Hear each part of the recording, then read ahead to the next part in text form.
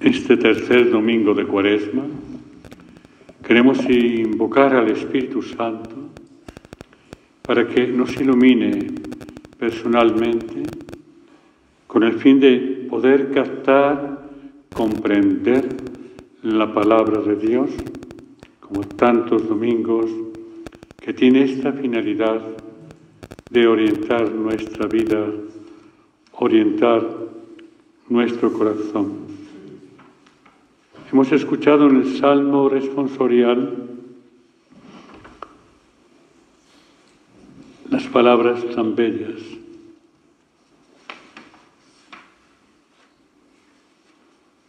Que nos dice el Salmo: Señor, tú tienes palabras de vida eterna. Las palabras de Cristo son palabras de vida eterna. Por ese motivo es importante dejarse sorprender por la luz del Espíritu Santo para captar bien el sentido de estas palabras. En este tercer domingo de Cuaresma podemos contemplar en primer lugar la lectura del libro del Éxodo, donde es algo que recordamos de niños, como el Señor reveló al pueblo de Dios a través de Moisés las tablas de la ley, grabadas en tablas de piedra, como una referencia de que Él era su Dios y ellos eran su pueblo, que tenían que ser fieles a esa alianza que quería establecer con ellos una vez que habían salido de Egipto. Por eso creo que muchas veces hemos escuchado estas palabras de las tablas de la ley, en definitiva, de los mandamientos de la ley de Dios. Mandamientos que tienen esta finalidad, no de esclavizar nuestra vida, no de suprimir la libertad, al contrario, mandamientos que tienen la finalidad de orientar nuestra vida, de acrecentar en el amor y en la verdad nuestro caminar. Mandamientos que deben ser toda la medida en la verdad de nuestro comportamiento cristiano. A los niños de primera comunión se les enseña siempre los mandamientos de la ley de Dios. Se resumen en dos partes, dos columnas. En primer lugar, los tres primeros mandamientos: de amar a Dios sobre todas las cosas, no tomar el nombre de Dios en vano y santificar las fiestas, que es lo mismo que dice el autor del libro del Éxodo. Dios tiene que ser el centro de nuestra vida. Vivimos en un momento donde el ser humano ha perdido un poco el norte y se ha entregado a dioses falsos, del placer, del dinero, del poder. Se deja influenciar por este momento actual y tal vez Dios ha pasado a otra esquina de su vida. Y este mandamiento es clave.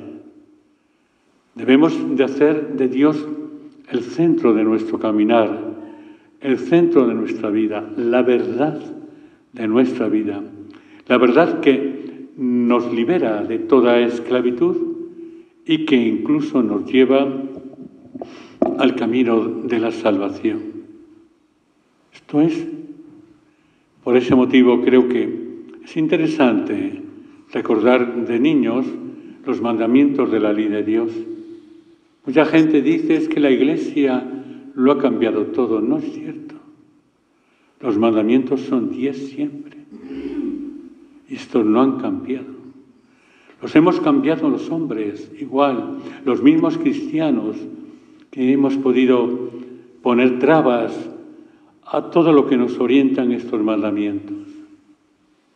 Y el segundo mandamiento, que es muy clave en este lugar y en nuestra vida: no tomarás el nombre de Dios en vano. Una palabra clave en la vida, Dios. Es un lugar especial, garabandal, donde la palabra Dios tiene que brillar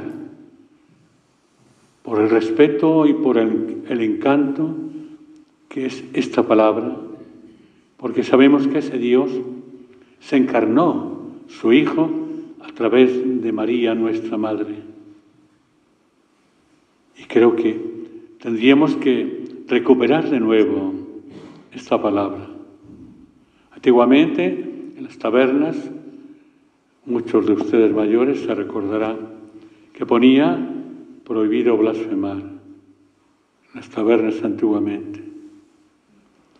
Y esto es una invitación a tomar a Dios en serio en nuestra vida. Y su nombre tiene que embargar todo nuestro corazón y toda nuestra vida. Y el tercer mandamiento, santificar las fiestas.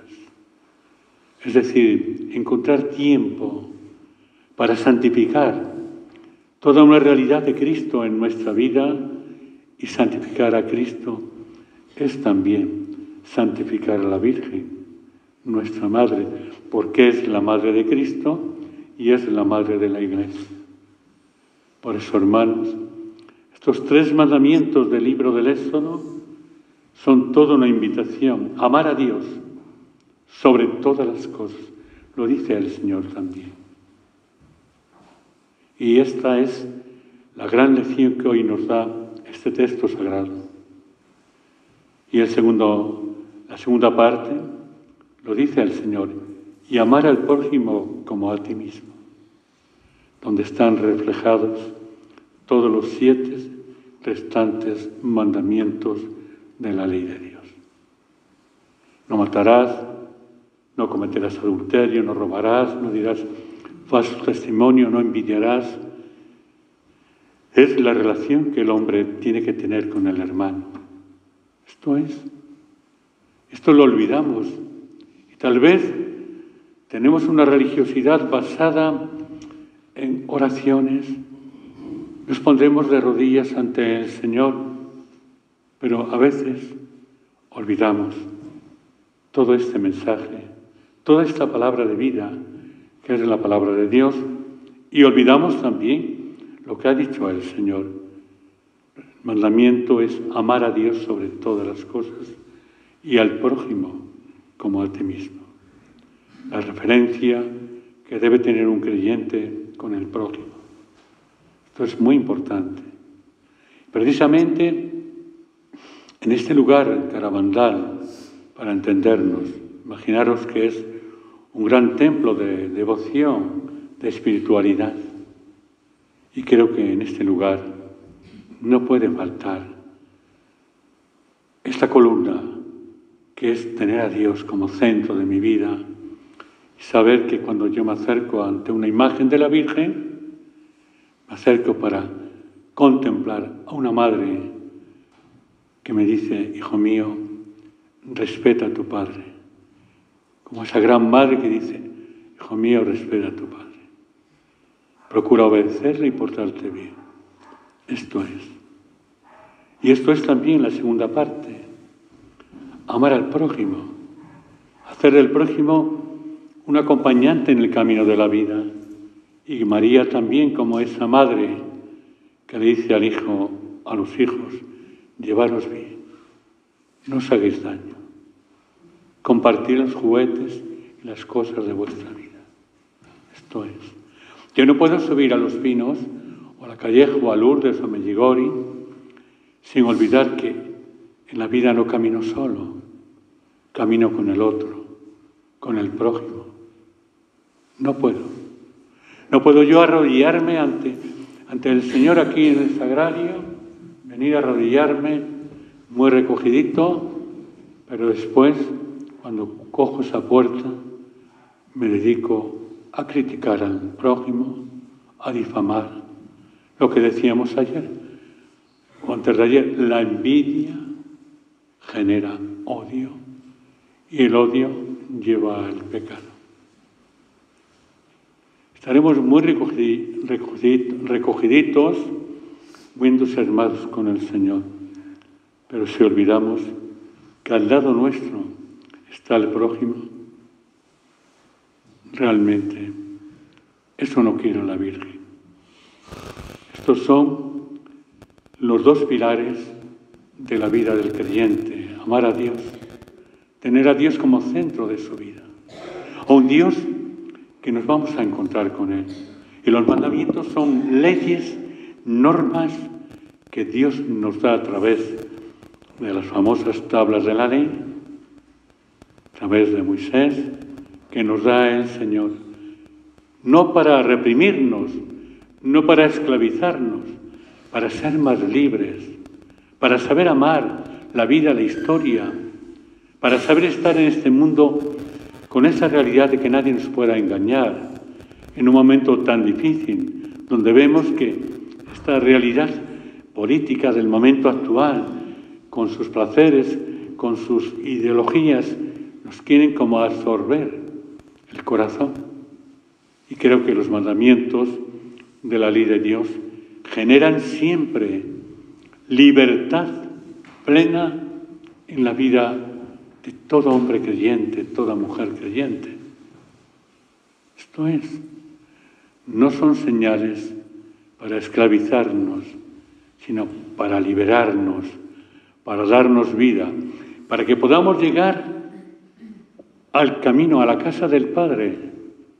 Son como las señales de un camino, que nos dice a 40, 60, 90, tuerza a la derecha o a la izquierda. Estos son los mandamientos de la ley de Dios. Y tenemos que vivirlos, tenemos que cumplirlos. Antiguamente la gente se confesaba por los mandamientos. He pecado en este, he pecado en el otro. Realmente sí es cierto. Los mandamientos son 10, no los ha cambiado la Iglesia. Los hemos cambiado los hombres, cuando igual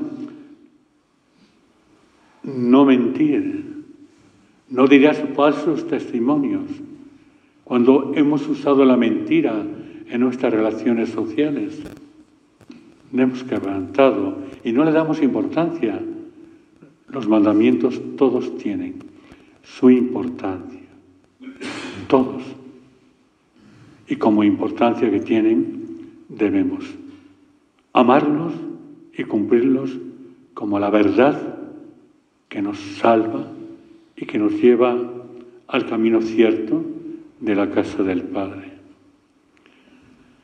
Es más que hemos dicho en el Salmo responsorial, la ley del Señor es perfecta y es descanso del alma.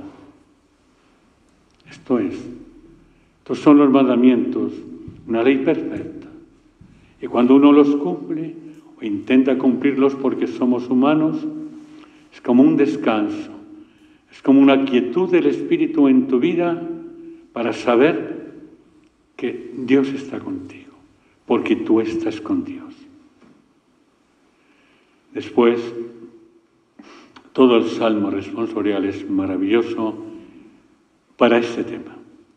La segunda lectura que hemos proclamado de la primera carta del apóstol San Pablo, donde los judíos, los paganos, todos piden señales. Y para nosotros, ¿cuál es la señal? Esta cruz. Pero es la señal con un crucificado. Una cruz no es de adorno en nuestra vida. Y el crucificado no es de adorno. La gran señal nuestra es no signos esperamos. Es Cristo, es la cruz de Cristo y Él crucificado en la cruz, que es todo un icono de esperanza para saber que nuestras cruces nos llevarán un día a la resurrección, cuando la muerte nos despierte a la otra vida. Y después, ya para terminar, el Evangelio, que hemos proclamado que es maravilloso, que es muy actual en este lugar concretamente. Cuando Cristo va al templo de Jerusalén y han pervertido el templo, los mercaderes, los otros, las diferentes dependencias del templo, y están haciendo comercio con los animales que venden para los sacrificios del templo. Y el Señor se quita el cinto, coge un látigo y les echa y les dice: habéis convertido mi casa en cueva de bandidos. Hay dos temas aquí. Nuestro templo tiene que ser un templo donde realmente captemos la presencia de Cristo. Esta es la tienda del encuentro, donde estaba el arca de la alianza, el maná. Entonces, no podemos profanar el templo. El templo donde nos citamos, los cristianos, debe ser siempre un templo que respetemos, que cuidemos, que amemos, porque es el lugar donde realmente nos encontramos con este gran maná que es Cristo el Señor. Esto es el templo. Por otra parte, no olvidéis, no podemos utilizar el templo como un comercio, un negocio. No podemos, queridos fieles, utilizar el templo y nuestra religiosidad. Yo le pido a la Virgen del Carmen o a la Virgen de Covadonga un favor: si me concedes esto, yo voy a Covadonga. Si me concedes esto, es un chantaje, es un comercio. Estamos adulterando la oración, el templo, la presencia del Señor. Todo lo compramos. Y claro está, veis a la gente, gracias a Dios aquí, mientras yo esté, las velas no se encienden porque por el humo del templo, pero generalmente cuando la gente viene a los templos, lo primero que busca no es el sagrario, busca esos lampadenarios que hay puestos para encender velas.